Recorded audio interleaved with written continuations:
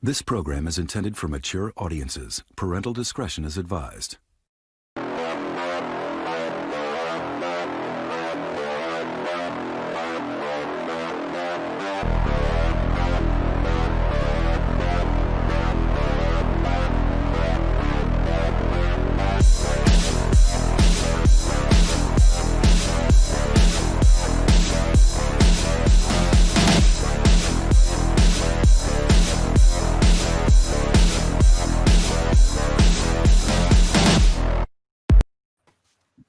There we are live. I'm a little upset because I didn't see anybody dancing.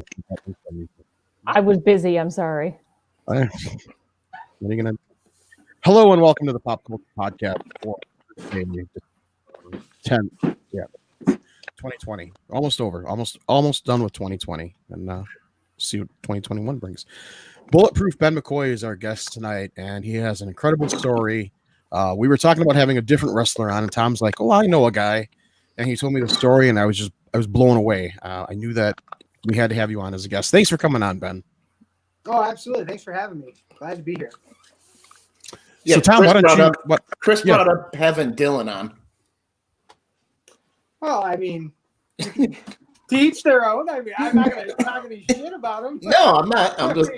He's so cute. He's so cute, though. Oh man, I'm not going to say anything. There we go. That's it. I'm like, let's have Ben on. We'll leave that one alone. Hey, but that's cool. I mean, they're doing great stuff in ACW, and they just had their 7th anniversary show. It looked like it was gangbusters, and it looked like they did really well. So, and I enjoyed being part of that company when I was there for my run before I got hurt. So, I've got nothing but good things to say about Dylan. Honestly, he's a good man, and he's always treated me fair and been honest and straight up with me. So, I can't complain. And he lived with us for a while. Did he? Yeah, I believe so. Or maybe I don't remember. He might have been. You might have taken his room. I think I did. I did. The back left room in the house. Yeah. Let me tell you, growing up with wrestlers, it's hard to get a straight timeline of everything. But should we defer this to Molly since she was sober through those days? This was actually before Molly days too. Before Molly. It was pre-Molly. Yeah. Oh shit! I don't even want to think of a time when it was pre-Molly. So thank you. Oh, thanks. Yeah, but no, it was great. We grew up with Ben, and Ben went on to. I got to see him basically. Not your start of wrestling, but when you went and then you went off to the military and then the comeback. Yeah, you were there. I want to say year 2. Because me and Dred were kind of good for weren't good friends at first. Like, not that we weren't like enemies or anything like that. Mm-hmm. We just were in the same locker rooms, and I was a Milwaukee guy, and he was kind of more of a Green Bay guy. But the Milwaukee guys dug him, and we were like, "Hey, fuck those Green Bay guys. We're gonna steal Terry. He's ours now." And through them, like Dysfunction and Dinty Moore and Vato and all those guys and the generation before me, claiming Terry off of waivers, if you will. We wound up wrestling in the same circles, and it wasn't long until I think it was Jason Jerry was the first guy who looked at him and looked at me and goes, fuck it, you guys look like you could do something that doesn't suck. Go do something that's not terrible. And we wound up getting married up for, it was almost a year, and it was like 4 different companies and having different matches in different companies, but always being married together. And through that is where we became really good friends, and then that's how we wound up being roommates, and I wound up living with you guys, and we all wound up in one house with too many stories to count. Hockey professional, or what was it? Minor league professional hockey players and professional wrestlers in and out of that house constantly. I'm surprised it's still there. Yeah, it was definitely like a jock house. Like, none of us were clean or like. I was gonna say, what was the smell like? It wasn't bad. It wasn't bad. Jeff's big solution to cleaning dishes was, hey man, if you get the water hot enough, anything will come off the plate. That sounds logical. Jeff Krieger's words of wisdom of like, hey, we're out of dish soap, and he goes, hey man, it's totally fine. You get a plate hot, you get the water hot enough, anything comes off of the plate. It's gonna sanitize it. Yeah, there's always some left in the sponge. Yep. So if you could find a sponge. So that just gives you the context of what it was like living in there. It was like Can of Man 24/7. Oh, I can just picture it now. I didn't even have a room. I lived in the basement on the couch.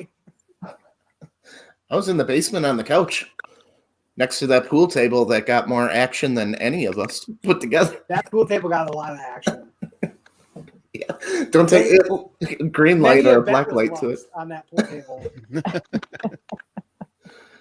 Oh. And then kind of one day you just said, hey, I'm going to the military. Yeah, well, I lived with Terry for a little while, and truth be told, the reason I moved in with him was, I was in the middle of, I don't want to say I had a drug addiction, but I definitely was abusing drugs. I definitely was abusing like pain medication because I tore my shoulder out, and actually I tore my rotator cuff. I was only a year in the business, and I wrestled in a match, a tables, ladders, and chairs match, and took the old Ric Flair bump off the top rope and landed on the ladder.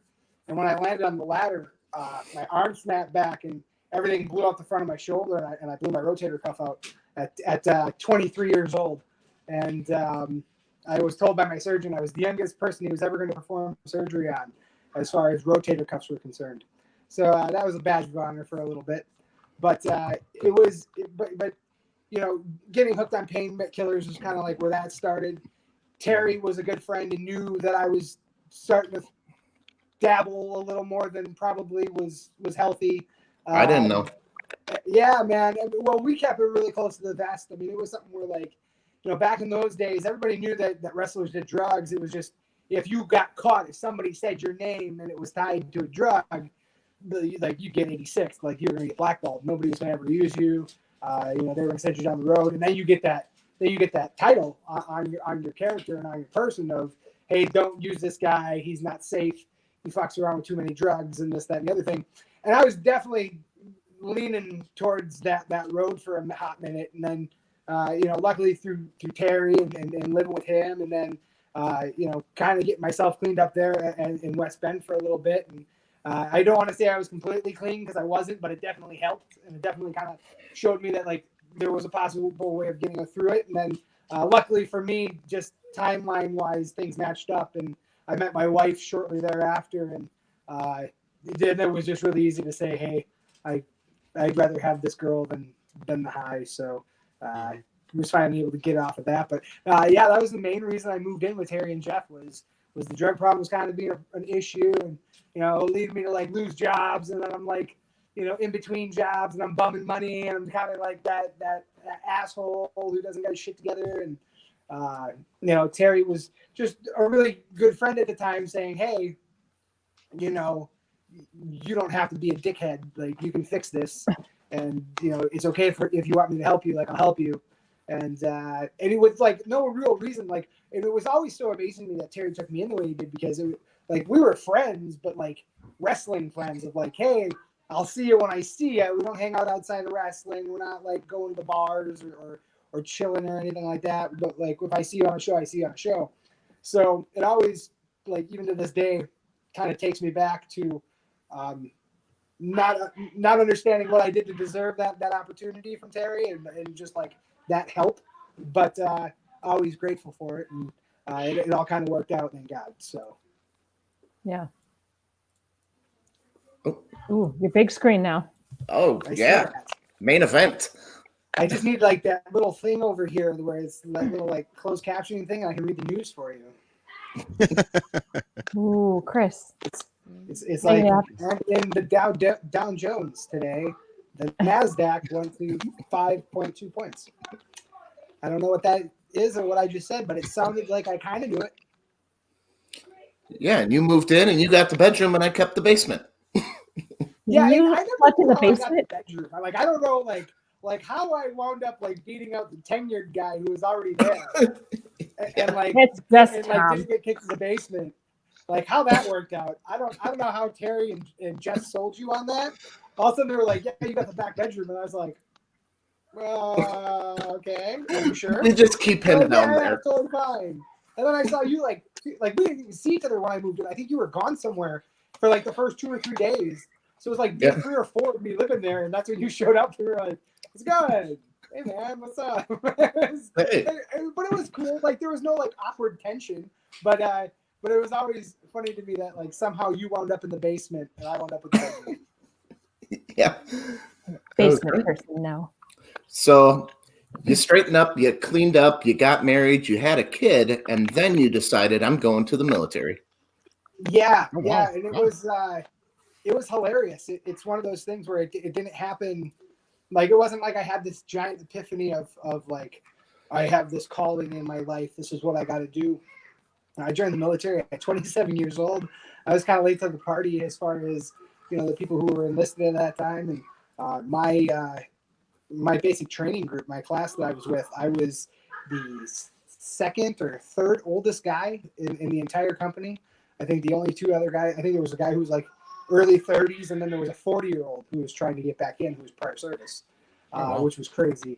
And this was for the infantry. So, yeah, everybody else was like 17, 18, 19 years old. Nobody knew anything. Got called dad a lot. It was weird because I went from being the young guy in pro wrestling and being like the guy who was like, in the green class and the up and coming class in the future of wrestling, to shutting that down and then going in the military and having to be the complete opposite and be almost like the hardened life veteran, if you will, of like I've been through stuff and I've seen things and I've lived longer and I know a little more and I'm a little calmer and have a little bit more rationale with my decision making. And it was a very strange time. But the Army was the best thing that I've ever done. I've always been proud of that. I was always proud of the guys that I served with. There was guys that served with me that were heroes in the Boston bombing attacks, and several of them with Purple Hearts overseas. They're the bravest guys I probably met until I went to Afghanistan with my unit in the 2-4 Infantry out of Fort Polk, Louisiana. And those are my brothers to this day. We actually just caught up. I saw a few guys for the first time in 10 years, which was just mind-boggling that it had been a decade since I had seen them. And it was really cool. But the Army was the exact thing I needed at that time. I think when I joined, it was me and my wife watching AGT on the television, and the Army commercial came on, the Be All You Can Be. And I just looked at her and jokingly was like, what do you think if I did that? And fully expecting her to be like, you're stupid, shut up. And instead, she just dead serious, looks me right in the eyes and like, you'd be amazing at that. You should totally go do it. And 3 days later, I'm meeting with a recruiter, and the rest is kind of history. But it always is kind of comical to me that it was the corny, cheesy, Be All You Can Be Army commercial that kickstarted that entire journey. So. Yeah, Hey, there's a reason they run those. Yeah, they work. Yeah. And anything else? And How'd you get your nickname? Question. That's cool. No.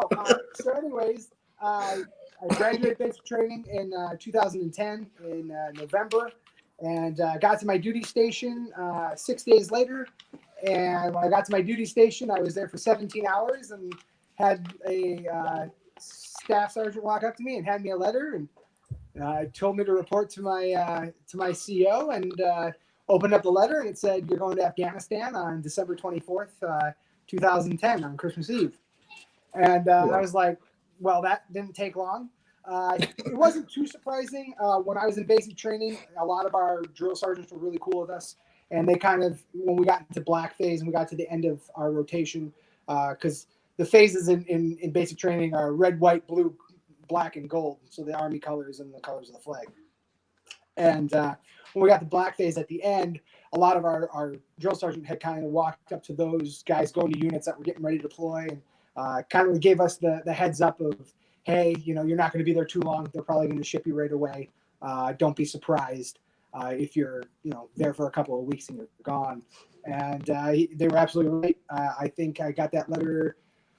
It was the 2 days after. No, it was the day after Thanksgiving. In 2010 was when I got the letter, and then it was Black Friday that I got the letter that I was going, and then it was December 24th was when we were supposed to go. There was a lot of hot action that happened that delayed that, so we got pushed back a month, which was nice because of that I got to see the Packers play the NFC Championship game against the Bears and go to the Super Bowl. I had to watch the Super Bowl in Afghanistan, but I got to catch one more game, and I got to see my daughter turn 2 before I shipped off. So we had her birthday 9 days later. I was in Afghanistan, and we had, in that little time frame I had to move my entire family from Wisconsin down to Louisiana on our own. And big surprise, the guy who came and helped was Terry, and he packed up my entire house with me over like 9 hours in one day.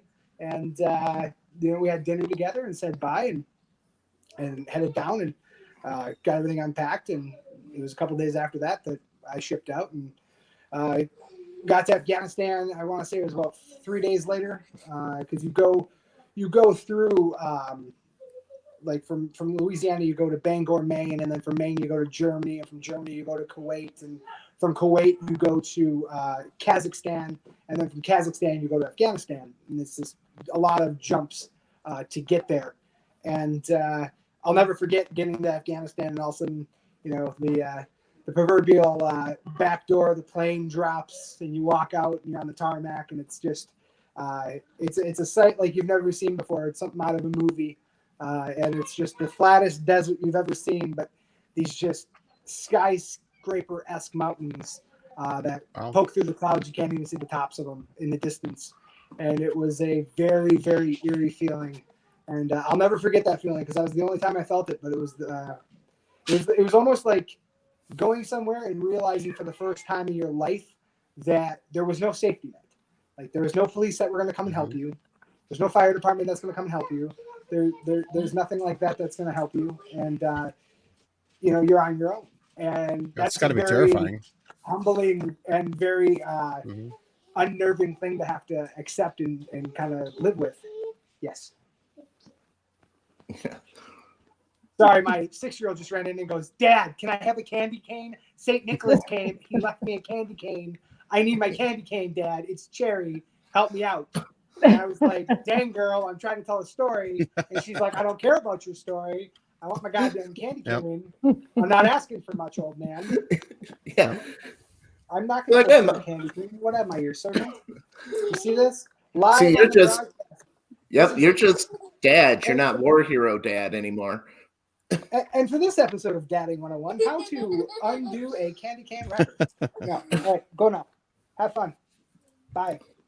So that's one of the many that inhabit the house as she lumbers away back into the wild.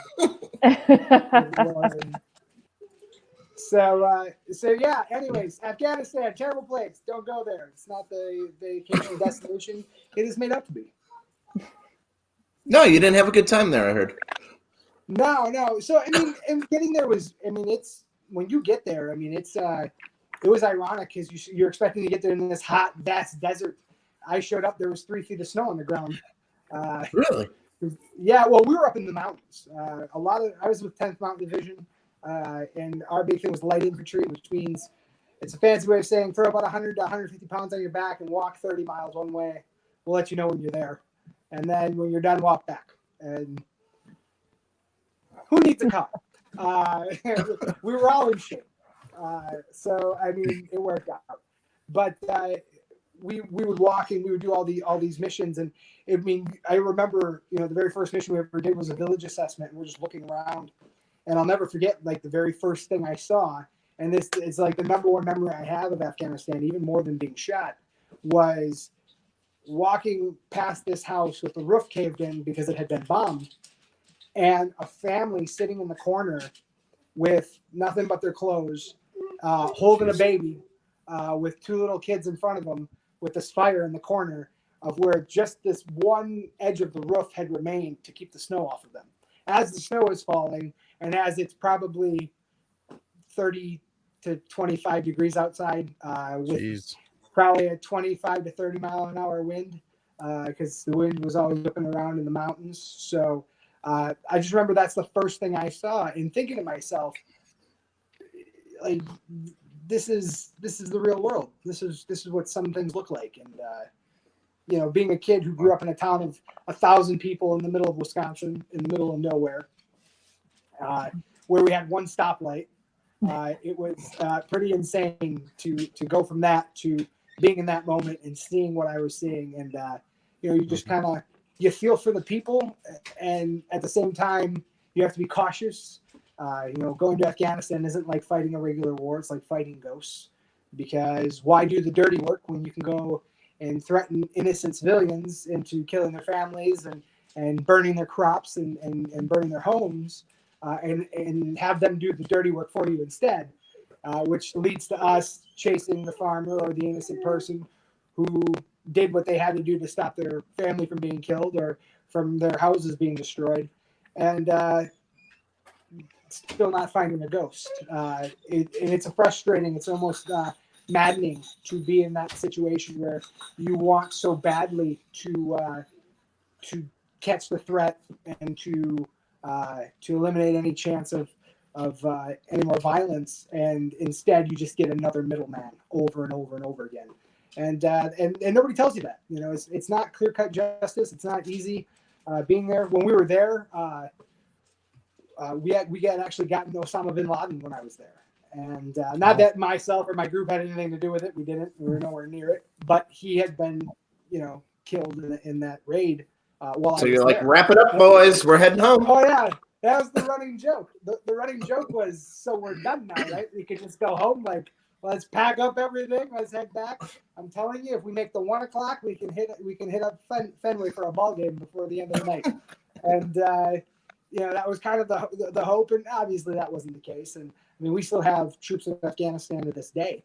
And it's so funny because you look at what happened in Afghanistan back in the 70s, and it's, the majority of the weapons that they're still using are weapons that the United States paid for and bought for them and gave them to help fight against the Soviet Union back in the 70s. And it's just ironic that you've kind of funded your own battle on accident type of a thing. Years later, who would have known? But it was a very interesting place to be in. I mean, there's no place like it. You think about the things that happened there and the things we did there and the things we saw, and it's definitely above and beyond what anybody should be called or asked to do. But at the same time, we all knew what we signed up for. We knew that we knew what our job was. And it's gotta really take its toll on you psychologically, though. I can imagine. I mean, you would think so, but when you're there, it's very easy to just flip the switch and turn off all your emotions. Yeah. I know you look that at sounds... it like you look at it like you're doing a job. That's what I've heard people compare it to. I'm here to do my job. I mean, we would get so on point with missions. I would just feel like I was on autopilot. No fear, no worry, no nerves. I mean, we could be in hairy situations. We could be getting shot at, pinned down, or whatever. Getting in firefights, which we got in a lot of. And they call it. We were there during the hot season, which is the spring all the way into the summer, and then it heats up again right before the fall. And then they take time off for winter because it's too hard to mobilize, and they can leave many more tracks for us to follow. So it was it was definitely a busy time to be there, and I don't regret what we did when we were there. I don't regret anything that I was part of. I was very proud to be with the unit I was with, and proud of the progress that we made. It sucks that it ended the way that it did for me when I was being there, and it sucks that we had a lot of stuff we wanted to do that just never wound up getting done. And now you look at it now, and it's so ironic for me because looking back, the places that we were don't even exist anymore. Once we had turned them all over to the ANA, which is the Afghan National Army, and the ANP, which is the Afghan National Police, none of them made it more than 12 months before basically being ransacked by rebels to the point where it was abandoned and everything was picked apart and picked clean. And that's, multiple fire operating bases and control operating posts throughout Afghanistan have that type of thing. There's going to be, by the end of this thing, there'll be more U.S. graveyard type establishments than there were Russian establishments in the 70s. And I can tell you, like, even on the day that I was shot, driving over the hill, going to the valley of where we were heading up to set up our next Overwatch position, we had, on that day, we had seen half a dozen Soviet tanks just out on the hillsides, just sitting there, just hanging out. Some of them smashed to pieces, other ones looking totally normal, like they could run it any moment. And it was, to see that was, that's the history of war right in front of you, live in living color. Who sees that, And it was I look back at that entire experience, and it was the best and the worst of everything. And it was the best because you were with guys and you form a bond with people that transcends any expectation for a human being. And to have that there's not a comfort in the world like it. At the same time, you have to go to a place and do things and deal with people that shine a light on the worst of humanity. And you have to live with those decisions and those choices. And the big punchline is you can go to Afghanistan, but you never really come back.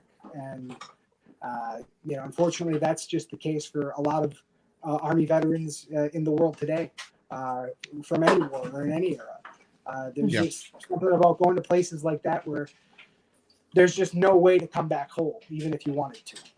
Yeah, my dad was in the Korean War, and he didn't like talking about it. He was wounded. He was a drill sergeant, and one day he was training troops.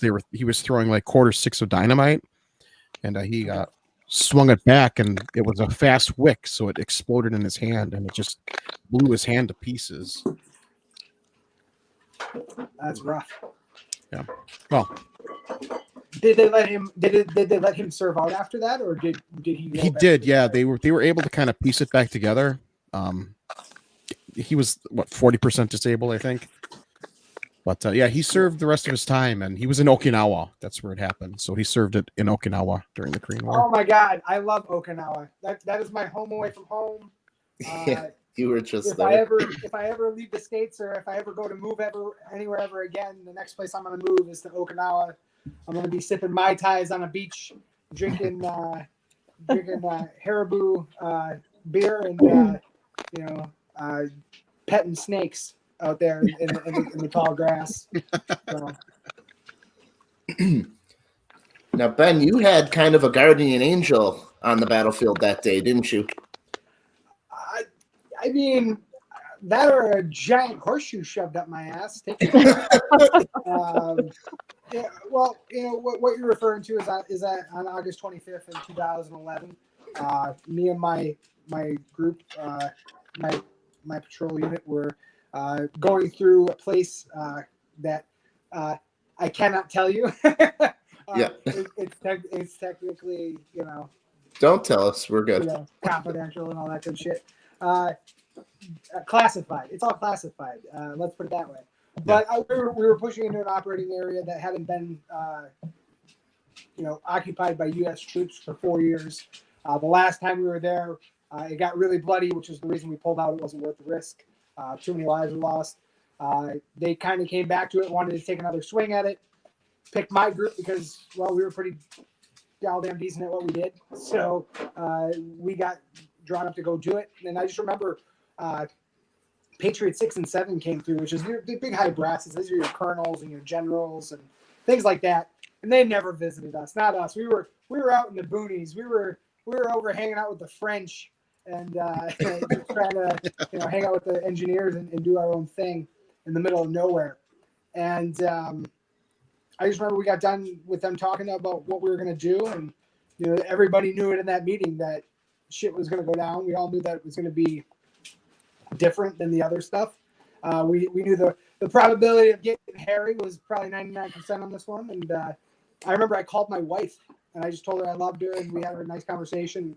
I hung up, and right away I dialed back and I called her right back. And she was like, "You're calling me again? What are you doing?" I was like, "No, I just really need you to know I love you. Like, you just really need to know." And I'll never forget. She was like, "It's going to be bad, isn't it?" And I said, "You got to know I love you." And that's the last thing I said to her.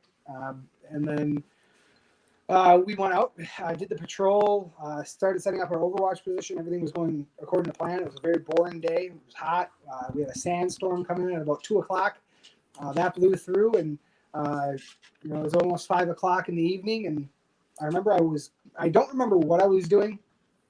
Part of the TBI that I have is it's blotchy, the memory of being shot. I don't know what I was going to get. TBI stands for. Something. I'm sorry. TBI stands for traumatic brain injury. Yeah. So, okay. and I'll tell you exactly how that happened in a second. But basically, I don't remember what I was going to get, but I was going to get something. And as I was walking to a truck to go get it, I just remember bullets flying and kicking up the dirt and sounding like firecrackers by my feet. And so close that the dirt had kicked up and hit me in the pant leg. And all of a sudden, it was that second of epiphany of like, oh my God, we're getting shot at. And we're all building stuff. So none of us have our weapons on us because we've been, we're hanging stuff and, building things and being fucking carpenters out there. And none of us have our weapons because we're in the process of building stuff. So we all dived to take cover. And I remember my sergeant looked at me and asked me to find our guys, find who's in your squad, make sure we have everybody. And I started looking around and kind of, find everybody. And I remember I was going to yell back to him that we had found everyone. And that was the moment I heard it. And I heard the bullet before I ever saw it or before I felt it or anything. And it was this high-pitched squeal. It was as though a jet engine and a whistle married together in perfect harmony. And I remember seeing it at the last possible second, just this blur, and bracing myself at the very last second. And then the bullet hitting me, and it was like a thunderclap inside of my head. It was as if, I always like to use the analogy of it was as if Superman came and took a lap around the world and nailed me right in the jaw as hard as he could. And it was almost like I held on for my soul in a way, which is just insane to even think about.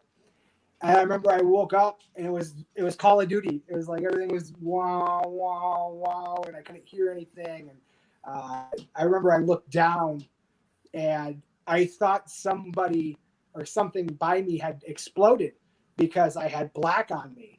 And I was like seeing this black liquid on me. And it turned out that it was just a lot of my blood from my face that was very dark because it was coming out very quickly. And so what had happened was I was shot by a 7.62 round, which is basically the equivalent of a 30-06 hunting rifle. When the bullet was fired, it was fired from such a distance that it tumbled. At first, we had thought that it had ricocheted off of something and hit me. But then when I was in Louisiana, there were some guys that worked down there who looked at the bullet and kind of did their own analysis thing. And, they have to go through all the after action report stuff, and you have to kind of figure out what happened. And they determined that nothing touched that bullet until it hit my face, that the only things on that bullet were my teeth marks from the bullet hitting my mouth. So we determined that what had happened was it had been shot from such a distance that the bullet had actually tumbled and flipped end over end like a field goal kick.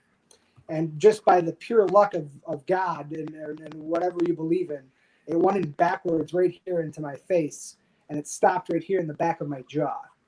The odds of this are obviously astronomical. 1 in a billion, to say the least. I was told by every doctor and every surgeon that I had met with that had the bullet hit me straight on, it would have went through the back of my neck. And there's the X-ray. When it went through the back, yeah, that's it right there. And when that bullet went, if the bullet would have went through my face, it would have went through the back of my neck, and most likely would have exploded out my carotid artery, and I would have been dead within 3 minutes. Wow. No matter what, the life-saving skills were there for me. So instead, this happened, and that's an X-ray from Afghanistan of my face. They took that when we got to Fob Shank, which is no longer in existence, but that's where they had flown me to. So anyways, I get shot. I stumble around. I walk away. I start spitting out my teeth, realizing I'm spitting out my teeth, and realizing that's going to suck to get fixed. Thinking all the while that something had blown up next to me and a projectile had hit me in the face. I didn't think it was a bullet. And all of a sudden I went to say something and my jaw just wasn't there. It was just hanging at the bottom of my head. Jesus. And I couldn't say anything. So I'm just screaming, Doc, Doc, at the top of my lungs because I can do it without moving my Mhm. mouth too much. And I remember Doc Ryder seeing me, and this is a guy who's had multiple tours under his belt, and I just get the look of like, oh, fuck, and that doesn't instill a lot of confidence in a guy who's got a giant hole in his face and is bleeding to the point where he's turning to the white as a piece of paper. So that had sucked and was an issue. Obviously, they started patching me up and bandaging me and stuffing gauze in my face, and I'm leaning to my side and I'm coughing up blood because I can't lay on my back, otherwise I'm swallowing all my blood and I'm choking myself. And so, we were working on that, and all of a sudden, First Sergeant Houston comes by, and just it's like out of a fucking action movie, just pop, pop, pop, pop, pop, pop, pop. Baseball slides next to me, pop, pop, pop, pop, pop, pop, pop. Eject clip, put new clip in, pull back, pop, pop, pop, pop, pop, pop, pop. Looks down at me and goes, "Goddamn right, you didn't fucking die, Monty. You're a hard motherfucker." And I was like, "Yes, I am." And it was so funny because I'm like, all right, this is, obviously I can't be that bad. And I don't know if he was doing it on purpose, but it instilled this confidence in me of like, you're fucked up, but I don't think you're going to die. And then all of a sudden, they looked at me and were like, well, what do you want to do? And I just remember sitting there thinking to myself, I'm a private first class. You're a first sergeant. And this guy over here is a staff sergeant. I'm not understanding why the guy with the bullet in his face is making any type of tactical decisions on how to escape the where we are, and or how I would even be nominated for such a position. But me being super ultra army and wanting to be all a helpful teammate, decides to play the greatest game of charades I've ever played in my life, which is to look at my first sergeant, give him a point, look at my doc, give him a point, look at myself, give myself a point, mimic running down the hill, and then doing this and doing this again, and then saying, "You want us to run down the hill?" Dad, okay. He ran over to you because he peed on the steps. Thank you so much. Can you go now? Yeah. Thanks. More parenting. So, where was I? Mimicking. You were running down the hill. You were running. So I did the greatest game of charades of my life. They look at me and they're like, "Are you sure?" Again, why you're asking me, I don't know. So I give the old bird followed by the thumbs up, which is to say, fuck yeah, which they totally got. Good on them. Great charade partners. And we proceed to get me up and head down this mountain 400 yards. And I'm sandbagging these poor guys so bad. Like for every 10 steps they're taking, I'm taking like 2 drunken baby deer steps, just trying to like not fall over and make us tumble down the rest of the mountain. At one point, it was literally just about not eating shit before we got to the bottom. And luckily for us, we got through it and got to the bottom. And then that's when, I just remember my guys coming in to protect me because the villagers wanted to come and see what was happening. And a bunch of our, a bunch of my guys, kind of came through and, made sure nobody got too close. And things kind of go in and out at that point. And then the next thing I remember is the F-18s flew over and dropped about 8,000 pounds of bombs on the area where the guys were. So whoever got me went from being in one place to several places at once very quickly, which I was completely copacetic with. My first sergeant walks up again and hits another amazing one-liner and says, "You see that? That's 8,000 pounds of revenge with your motherfucking name stamped on it." And me being like, Oh, wow. "Yeah, it is." They load me into the helicopter. That's a movie right there. And then it goes in and out. They fix me up. I tell them not to tell my wife because I don't want her to worry. They proceed to not tell my wife what was happening for 24 hours, which she did not appreciate. So she worried. And then I woke up in San Antonio, Texas 6 days later after being in a coma. Went critical twice on the plane from Germany to San Antonio. Got fixed up both times. And then the real journey began of like recovery and learning how to walk again and talk again and, just everyday things. Were they like, "Ben, you got shot in the face. You can walk." Oh, yeah. It was so funny because at first I couldn't. My muscles had atrophied so badly from Okay. from lying in that coma Yeah. that when they had brought me out of the coma, they didn't want me to try walking for the first couple of days because they just wanted me to get my arms and my hands back. And so you got to figure it was like 11 days of just laying in the bed and never walking. And I remember them flipping me to the side of the bed and like kind of in a sitting position and just feeling all the blood rush to my legs and feeling like I was going to pass out. Because it's just so like it was such a fast transition, and they actually had to like hook a carabiner up to a rope and tie the rope around my waist, and then they hooked me up to this very large sergeant who was probably about 6'5" and 300 respectively, in a very fit 300, and that dude just kind of walked me around like I was his Mexican piñata for like the next 3 days, just trying to like get my feet back underneath me and my equilibrium and my motor skills. So do you think you were a target, or do you think it was just a stray bullet that happened to hit you since it was so far away?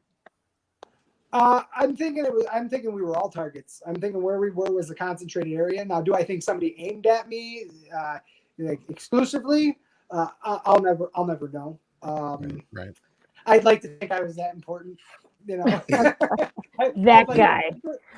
He's gonna make the decision. I'm gonna say that guy totally had his crosshairs on my ass. Well, you were giving commands. Right. There you go. Yeah. You're like, we got the So right it's guy. just, Look at him give commands. Yeah, I was the guy yelling, so they were like, the one making the noise. Oh wow. That's it's an incredible story. You know, I've seen videos in Afghanistan, and I've seen videos of people getting shot in the head, shot in the face, and you know, I don't want to sound insensitive, but it usually doesn't end up well for them. So, I mean, when Tom told me that you got shot in the face, I couldn't believe it. It's an incredible story, and thank you for your service, by the way. I know I didn't say that yet, but I really appreciate guys like you that. Absolutely, I appreciate you saying that, and thank your grandfather for his service, obviously. Yeah, absolutely. But it's like I said. I mean, it was crazy, and I mean, it's so funny because the real story isn't even that. The real story is really everything after that. You know, trying to restart your life at 28 years old is very nerve-wracking and then when you find out in that process very early on that you having a regular life is kind of off of the list of things that are possible for you. Having a job again and doing normal civilian things isn't really going to be a possibility. And when you learn that, it's very early on. Especially through the process of them, having me medically retire out. I was offered by the Army to stay. They offered me multiple jobs. I appreciate what they had offered and what their offers were. They were fair offers. I would have offered myself the same thing with what had happened with me. Unfortunately, I was born to be in the Army infantry. That was my job. That was my calling. And I couldn't imagine putting that uniform on and doing another job and feeling any sense of accomplishment that would even come close to the sense that I had when I was in the infantry. So because of that, I had given what I wanted to give. There was no more to give, and it was time for me to go home. So I took the deal to retire and be medically retired from the Army. And I have no regrets on that. I retired 4 days after my daughter was born, my middle child, Ireland. Wow. And I was able to kind of start my life over, and and then things kind of get crazy from there. The original plan was just to stay in San Antonio and stay in Texas. And the next thing you know, my wife is saying, hey, there's this thing called Operation Homefront. They give free houses to vets. Like, what if you got one? And I was like, nobody's going to pick us for that. And she was like, well, I'm going to fill it out anyway. And so then it turns out that, one day we're just living in Converse, Texas, just having a good time and living life and kind of preparing for what's next. And I'm fresh and retired from the Army for the first time and just kind of weighing my options of what to do next. And we get a phone call from Operation Homefront saying that the country singer Tim McGraw and Chase Bank wanted to give us a house in Wisconsin and bring us back home. And what do you say? You know? You say, how many bedrooms you talking? Yeah, so it was crazy. I mean, you never think of anything like that happening. He did a 31 city tour, and he picked us as the Wisconsin date for that tour, and flew me and my very extremely pregnant wife up to Wisconsin, and we were able to kind of just meet him and at Summerfest. And got to talk to him, got the keys to the house, met all the people. It was a very amazing process. And then in October of 2013, we moved into the house, and it's the house I'm sitting in right now. And it's awesome. I love my neighborhood, and it's been it's normally awesome. I live in Kenosha, so the riots were right down the road from my house this year. So never a dull moment in my life. Just when you think you got everything kind of calmed down, and you kind of got an easy path. Crazy things happen in life, and we've been here now for going on 7 years, and just got done being 7 years being here, and it's good. We're in a decent place in our lives, and I don't want to say by any stretch of the imagination I'm perfect or I'm content with my life, but if you would have told me that I could get to the point that I'm at now when everything first started, I would have thought that was the dream case scenario. So I'm a very lucky guy to just kind of be sitting here and breathing air. That's amazing how life can work itself out for you. So do you visit the Milwaukee VA at all in your recovery? Yeah, I went to the Milwaukee VA in Zablocki, down there off of National, and they actually finished up my facial surgeries. So from the day I was shot to the day I had the final facial procedure on my face once and for all to fix everything that had happened, it took 1,900 days exactly. Wow. From the day I was shot to the day that I had the final thing for my implant in my face put in. So that's a very long time. It's about 5 years, and it's a humbling thing to kind of go through all of that. And then and then I just got lucky. I mean, we came back, and luckily wrestling was still there for me, and now wrestling's my life again, like it was all those years ago before I joined the Army, and it's better than ever, and I'm a lucky guy. Yeah, how'd you get the itch to get back into the ring after that? Terry and Steve. I think we have to have Terry on as a guest. Terry's great. It was. They'll tell you all about their Japan trip and stuff. They got yeah, we did go to Japan a couple of times. I've done 3 tours in Japan. I'm super lucky. I loved every time. Okinawa, Ruku Dragon Pro is like my home away from home company. I'll always claim that as like my Japanese home. I love those guys there. It's a wonderful place to be, and it's paradise. I mean, I would live there if I could. It's absolute heaven. But no, to get back into it, I bought a wrestling ring in 2013 when we got back, because we got home and got to this house, and I was a hermit for 9 weeks, and I never walked out my front door. Never went anywhere, never did it. 9 straight weeks, nothing. Finally, my wife was like, "You're driving me nuts. Get your ass out the door, and don't come back until you find a fucking hobby." And went and hung out with a buddy and came back, and we kind of talked, and I was like, "Well, what do you think about me buying a wrestling ring and renting my wrestling ring out to companies, and that way I can be back in wrestling, but I don't have to wrestle. I can just be there, be by the guys, and have the brotherhood." And she was cool with it, because my wife is awesome. I don't deserve her. She's great, and so we wound up buying a wrestling ring and then renting it out to people, and then it was just kind of an organic thing. It was doing shows with Dread and doing shows with Sadist, and those guys being like, "Well, why don't you hit the ropes?" Or like, "Why don't you take a bump?" Or "Why don't you do a roll?" Or, why work through the sequence. Tell us what you think. And like, just slowly but surely, just like pokes and prods. And then eventually, I think it was the summer of 14, and I just looked at my wife and was like, "What if I just did one? Like, I just want to do one. I don't want to come back. I just want to do one." And she goes, "It's like Frank the Tank having one beer." Right?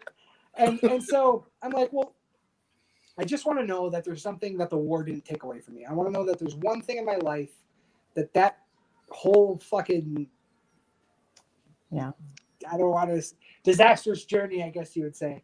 That there was just something that didn't get scorched by that. Like there's something He knows that how to was sweet still- talk his wife is what he does. He knows how to word it properly. Missy He says just your wants wife to wrestle. I know him.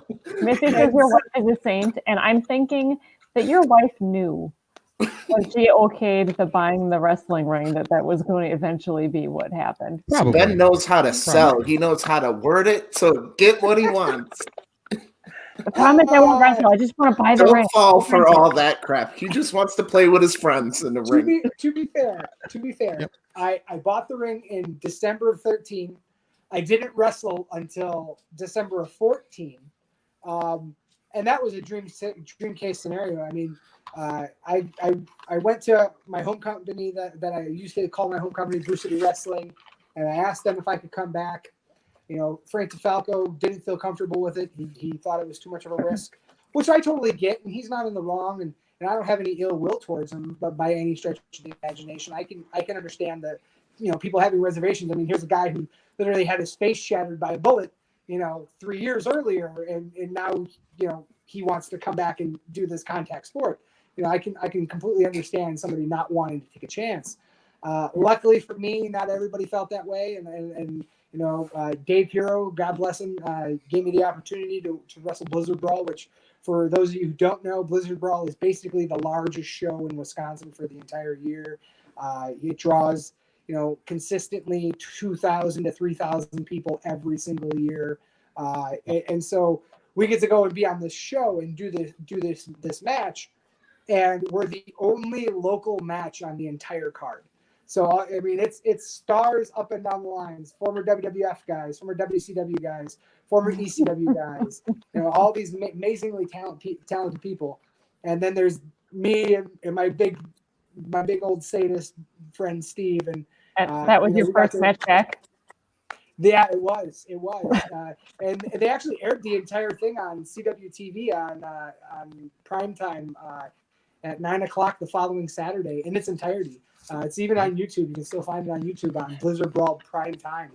I had shorter hair back then and a smaller beard, but you'll notice the ginger kid getting beat up by the bald guy pretty quick. So Missy says your wife is a saint. Like, Dave had this great idea of doing, like, you know, the coward of the county, the old Kenny Rogers deal, and being the reluctant hero and not wanting to get into it, but you know, feeling like he's backed in the corner, he doesn't have a choice. And I love the story angle that we had come with. We got to work with Mean Gene Okerlund, you know, 3 separate times to set that angle up. Nice guy. What a treat. Gene Okerlund is just a saint, the most giving person I've ever met in wrestling. The guy was an absolute doll. I loved every time I ever ran into him. And to be interviewed by him and to be, you know, to be able to utter the iconic Hulk Hogan. Well, let me tell you something, Mean Gene. Yeah, like to have that opportunity, you know, the 6-year-old in you is bouncing with joy, and you think that would be enough. And then we get to the show, and I just remember Dave walks up and goes, "You guys are going to be semi-main. I want 20." And I'm like, "What?" And he goes, "Oh, hey, by the way, go to the back. Your agent's waiting there for you. He's in the back right corner, sitting in the chair farthest in the corner." And I'm like, "All right, cool." So me and Steve go to walk and meet our agent and open the door and look over in the corner, and there's Ricky the Dragon Steamboat. He's really. Yeah, and you're sitting there going, "This has got to be a rib. Like he's ribbing us. Like, we're gonna go up here and be like, we heard you're our agent." And he's gonna be like, "Oh, funny, dumbass," and like scold us and be pissed.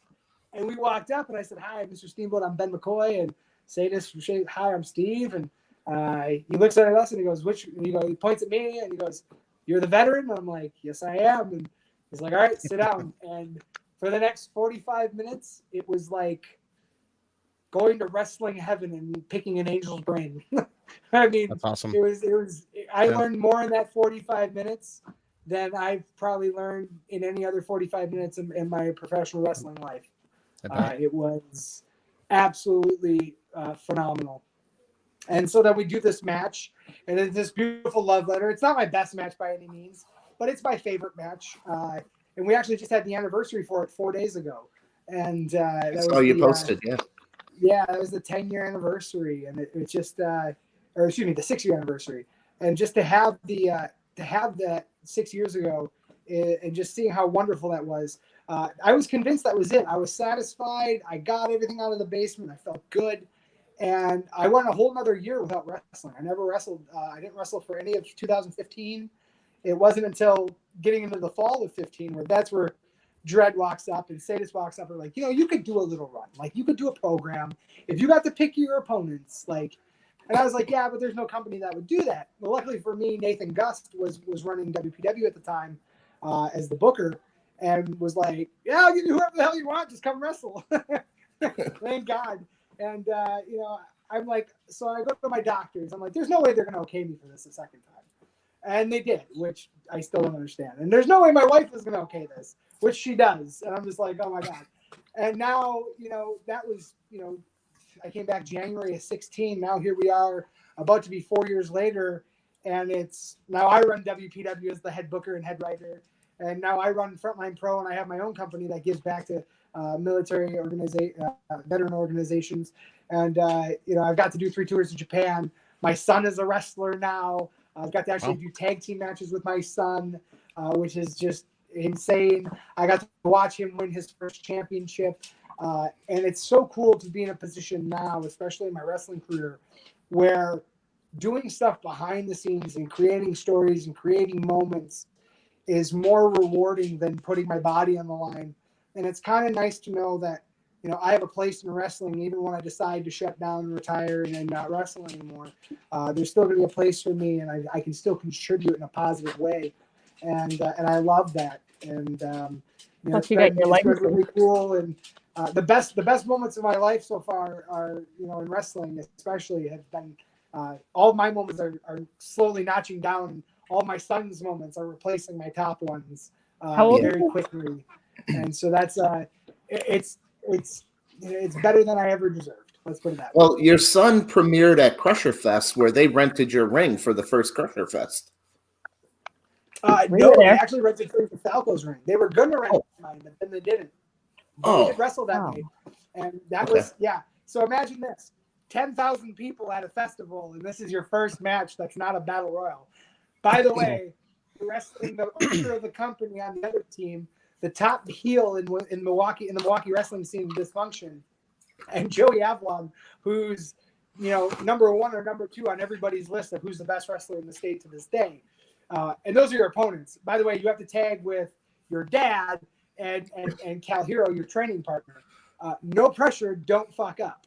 And we tore the house down. It was great. I mean, they weren't perfect matches. They're young and green kids who didn't, who just kind of winged it and did the best they could. But what a proud moment to have all that pressure. No doubt. And just rise up and say, you know what? I'm not going to be perfect, but I'm going to do the best I possibly can.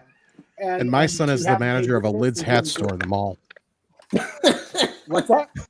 I said my son is the manager of a Lids hat store in the mall. Hey, I like hats. Ben, how old is your son? My son is 17. He's going to be 18 in April. Wow. It's crazy. Well, when Crusher Fest was first coming... He's planning on being 4th generation military. He's planning on going to the United States Army, and possibly combat engineering is kind of like what he's looking into. And he'll be 4th generation. My grandfather was World War II with the Army Air Force before the Air Force was its own thing.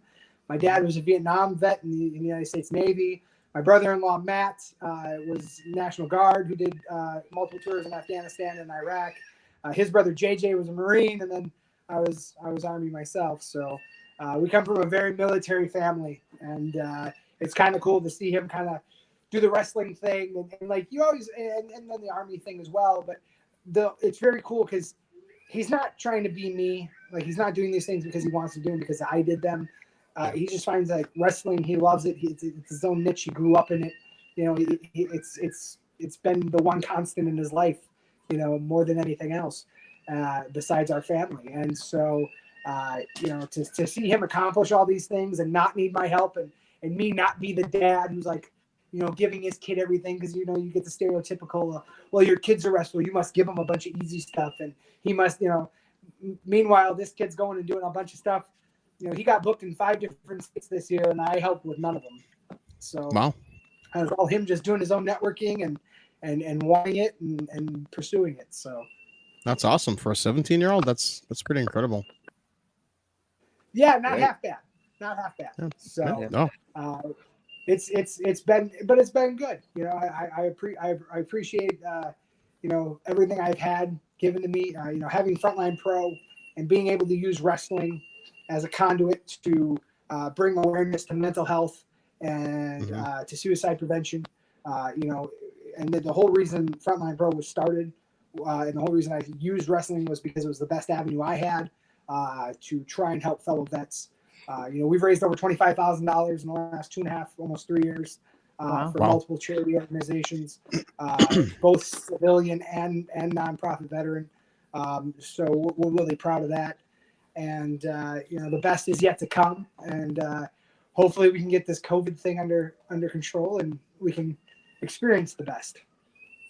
I just heard that Pfizer's vaccine was authorized by the FDA, so I guess that's a good sign. Yeah, they're talking as soon as Monday for shot to arms. Yeah. So Yeah, that would be. I hope people preferred. get it. I mean, I don't know. I hope people actually get the vaccine. That's going I to be think the key. there's going to be a lot more people. I even think people who are like, I'm not doing that shit, are secretly going to go do that shit. I really Probably, do. yeah. I think there's a Probably. lot of tough talkers on the internet that are like, that's all bullshit. Tough talkers on the internet? No. I would be the first in line to get a COVID vaccine. You know, I proposed a question. I said, you know, what if we had a $5 million lottery and your ticket to enter was getting a COVID vaccine? I bet you that 3/4 of Americans would get a vaccine then if they were able to win $5 million. I agree with that. I definitely agree with that. But I mean, it's unprecedented times. I never would have thought that we'd be living in the times we're living in. But it's an adjustment for all of us, and I think we're all ready to move on from 2020 like a crazy ex-girlfriend who had an addiction to fire. That's what. Sadly, I can relate to that. That's puts your documentary on hold, isn't it? I was going to ask about that. Yeah, so we've been doing a documentary called Still Here. Rob Van Dam is our executive producer, which has been awesome to work with Rob. He's a great dude. He's awesome. You know, we're excited. You know, we're supposed to wrestle each other. And of course, you know, we've been trying to complete this documentary now for 3 years. It's been a chore because we got to the end of filming and I broke my leg. I broke my leg in, what was it? The last weekend, it would have been 29th of October, or no, 29th of September last year. And I had surgery on my leg on October 1st and came back from that. You were supposed to do off COVID. Yeah, you were supposed to do off the rails, Yeah, and you sent me the X-ray. Yeah. Look, dude. What did you do? Yeah. Stop going off the top ropes out of the ring. It's the second time. Know, right? Just wrestle, wrapping yourself in bubble wrap. That I would be the guy who was like, maybe not this time, but I'm as dumb as Charlie Brown trying to kick the football that Lucy's holding on. So, you know, it is what it is. But I mean, it was, you know, and that happened 5 weeks before we were supposed to wrestle. So we cancel. I trained my ass off to get better and to get back into everything. I overtrain. I re-aggravate it. COVID kicks in. We get canceled 3 weeks before 4 weeks before we're supposed to wrestle each other. So now again, this dream match of mine, this guy who's on my Mount Rushmore of wrestlers, that I actually have the opportunity to work before he's, you know, old and moldy. He's actually still really got a lot of his twilight of his prime left in him. And I'm just waiting for the world to agree with me that I can go do it.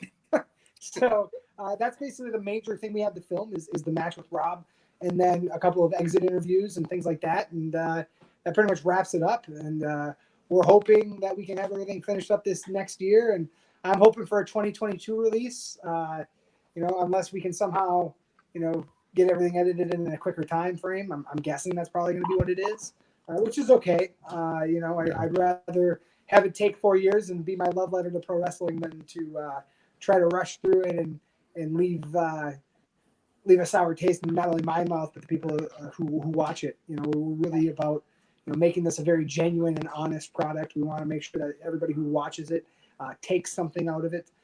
It's it may be a little bit about wrestling, but it's far more about PTSD. It's far more about suicidal ideations and suicide prevention, and it's a lot more about mental health than anything else. I think the tagline for the movie is "New Mission, New Purpose," and the whole reason behind that is because the biggest problem that a soldier has when they leave the Army or any branch of military for that matter is adjusting back to civilian life. You have to remember you've been trained to be a machine. You've been trained to turn your emotions off. That includes every emotion. That includes love. That includes compassion. That includes empathy. It includes understanding. And it includes rational thinking. It's an absolute motherfucker. I don't have a better way to say it. It's the worst.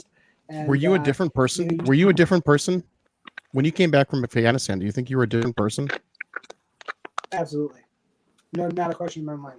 Yeah. No. The person that went there died. Like, there's no way. And I think that's just a situation of where you're at. Yeah. When you secretly have to worry about absolutely everybody killing you every single day, and that becomes your new norm to the point where it doesn't bother you. Imagine doing that in America today. Imagine waking up and tomorrow you go out your front door and the first thing you think of is somebody probably has a gun pointed at me right now. More than likely. That's got to change you as a person. That's got to just weigh on you psychologically. I couldn't imagine it. No, that's why the New Mission, New Purpose statement is so key. Yeah. I think the biggest thing that we need to do for our veterans is to get them a new mission so that they can have a new purpose. I think the reason a lot of these veteran suicides happen is because men feel like they don't have a purpose anymore. You have to remember, you're an instrument of the United States Army. You're a tool. You're a goddamn weapon in so many ways, and you're proficient at it. And they've trained you to be the best at it. And now all of a sudden you go home and they tell you you can never do that again for the rest of your life, even though this has now become your way of life. And you don't know how to turn that off because nobody teaches you how. There's a place in San Antonio called the Warrior Family Support Center. And if I ever ran for politics, the biggest agenda I would ever push would be to have a Warrior Family and Support Center in every major city in the United States and at least one in every single one of the 50 United States.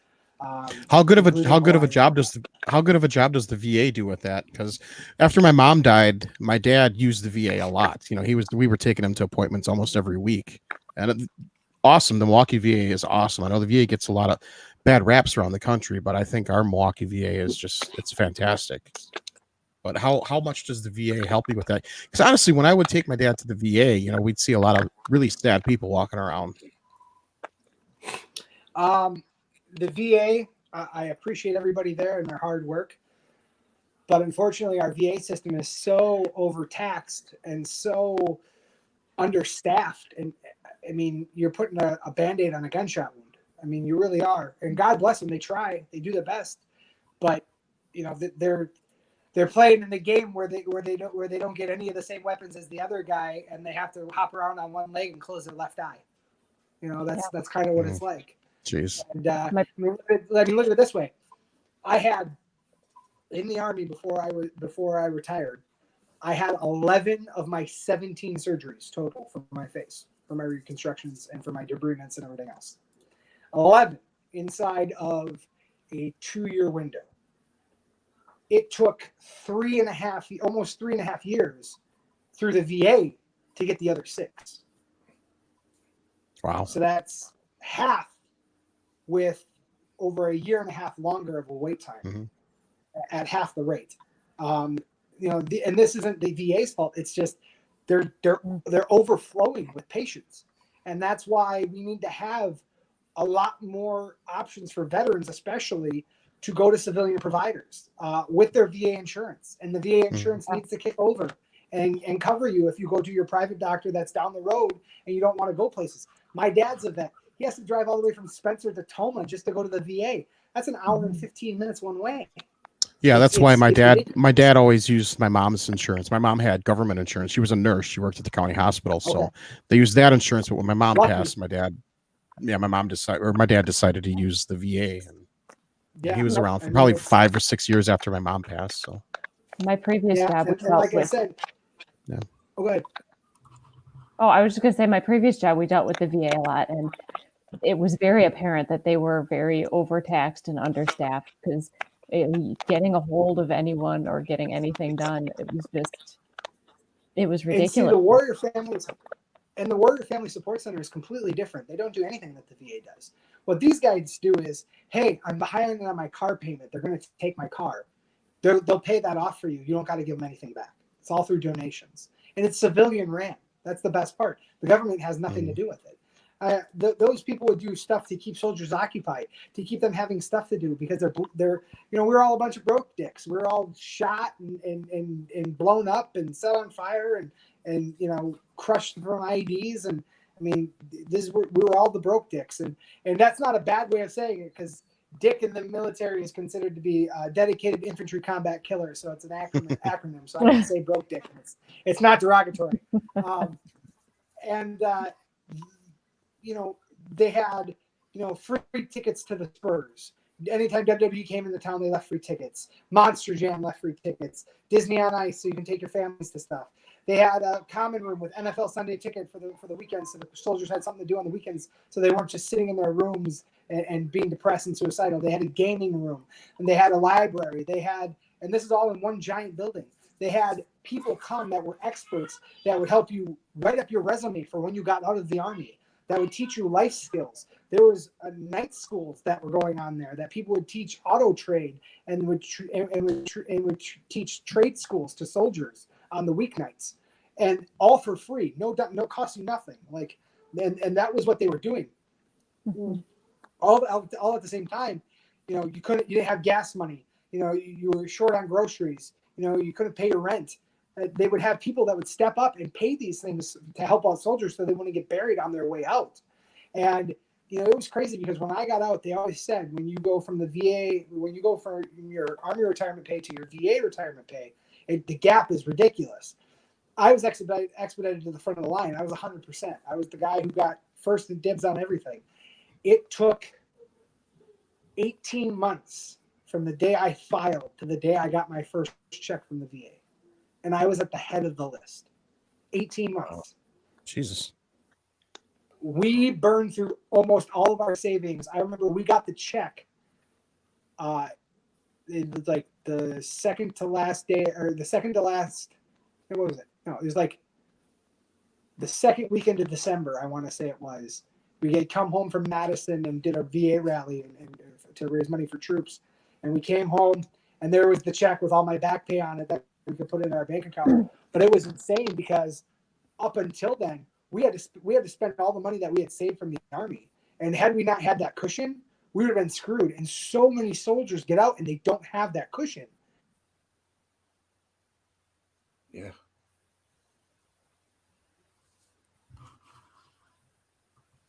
Oops, something happened with him. My apologies. No problem. But There he is. It's Oh no. You still there?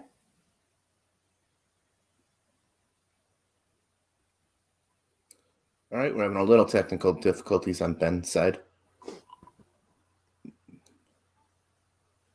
And we can't hear or see you. Maybe the government's censoring him. Maybe. Oh yeah, don't talk smack about it. But to see if he comes back, it was always great growing up with, guys like Ben and Dredd. And, I would tell my friends sometimes, like, oh, you must be bummed out. You got to go to your buddy's I can hear you. Kid's birthday party. And it's like, no, I get to go hang out with awesome people at their birthday party.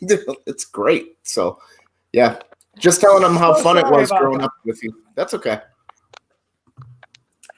It was a good time. We had a lot of fun in our 20s. We were stupid, but in a great way. It was good. Molly knows there was never a dull moment. No, it was a blast. I was just telling them that, like, somebody's like, oh, you got to go to your buddy's kid's first birthday? That's going to suck. I'm like, no. Do you know who's going to be there? Do you remember the time, Tom, that we went down the street and that neighbor had the garage sale? And Terry had to talk you out of buying lawn darts for 45 minutes? I'm not sure. Lawn darts. Sure. So we're drunk off of our asses on a Sunday at like 2:00 in the afternoon, just shit faced. I don't know how it started. All I know is we had Velveeta shells and cheese for breakfast at like 9 a.m. and everything went downhill when Jeff was like, "I'm gonna have a beer with my shells and cheese," and somehow that decided to be like the normal thing for all of us, and we were like, "Let's do that." And by 2:00 in the afternoon, we were completely sauced. And we went to this garage sale down the road, and Terry had to convince you not to buy old school 1970s lawn darts. And I just remember the classic line of Tom saying, "But Terry, it's like Russian roulette with your life." Great lines. Like the ones with the actual tips on them, or the rounded like jarts? No, they were the good ones. No. This had like was like they were like miniature spears. Like Yeah. they were. It wasn't like the Gen 2 model. It was like the Stone Age model where they were like, "What do you think?" "Yeah, fuck them, they'll be fine." And, Yeah, No. a bunch of kids throwing these out. The opportunity was there. I recognize a good opportunity. You can't get them it anywhere. was a but- good opportunity. Where'd this go? Luckily, Terry was like, "No, man, you don't want to carry that back to the house." And Tom was like, "Yeah, I we do. had beer."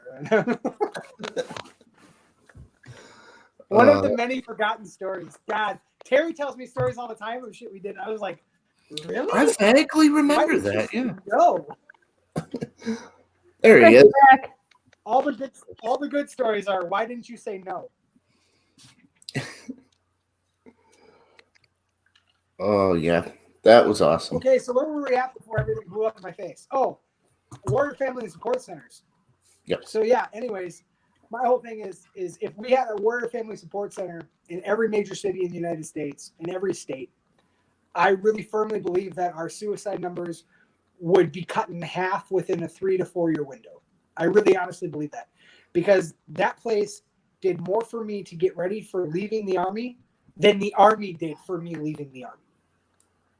And we need places like that for people so that they can get in, even if we could find, halfway houses for veterans to where it's like, hey, take 2 months, stay in this apartment. You got 2 months, take 60 days, go to all these classes, help yourself get a job, help get reallocated back in the civilian world, find your own place, and then we'll help you with your other place. And, we'll show you that you were in our program, and then these people will rent to you, so on and so forth, or whatever.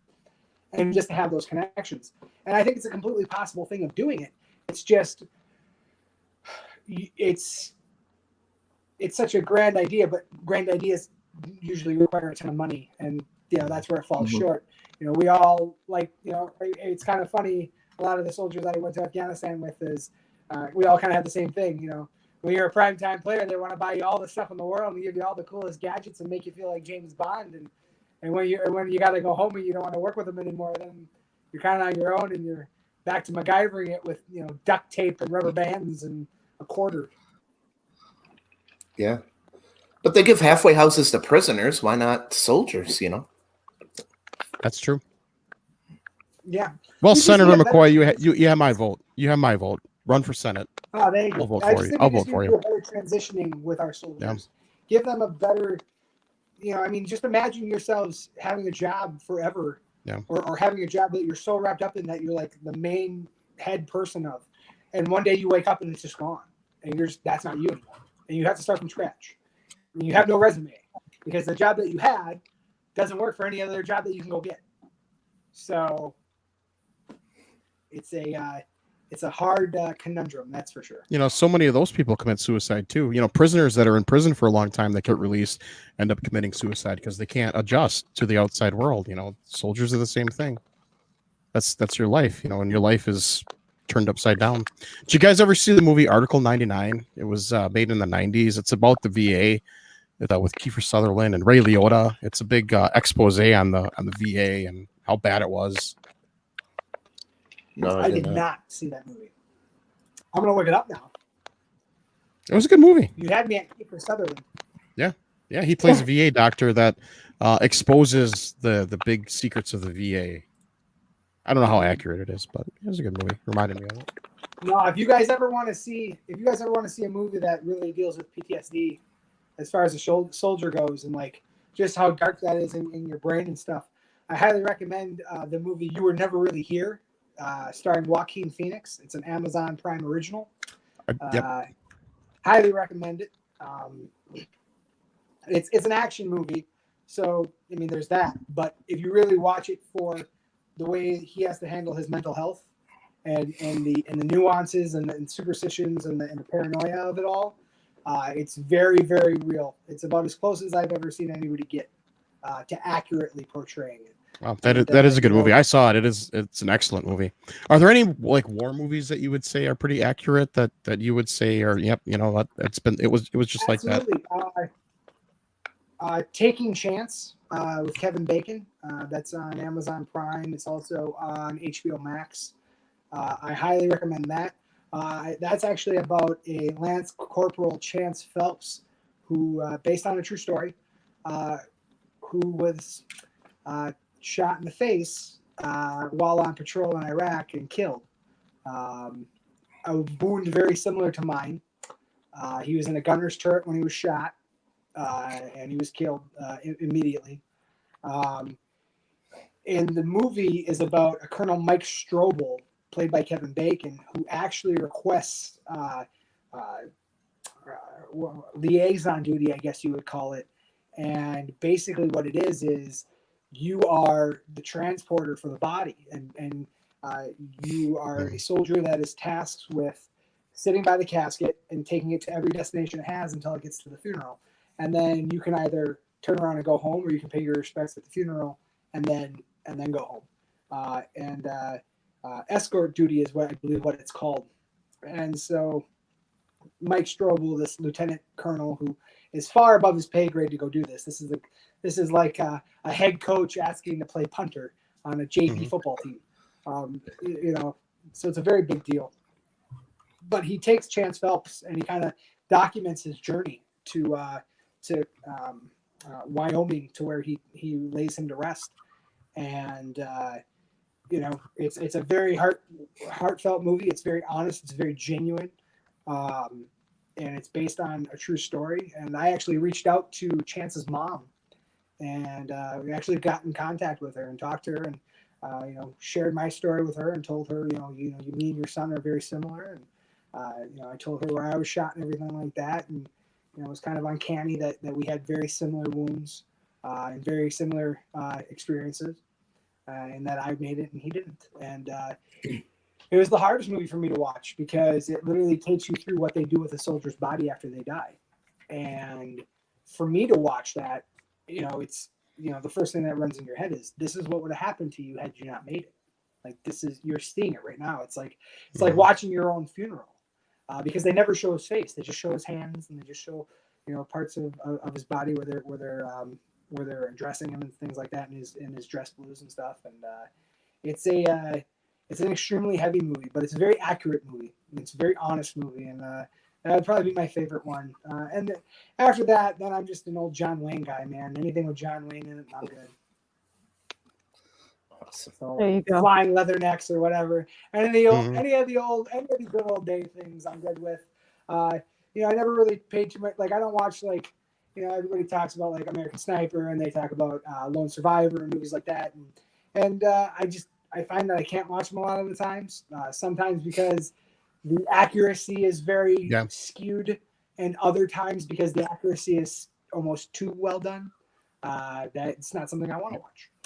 Lone Survivor I liked a lot. American Sniper. My top two would definitely be that.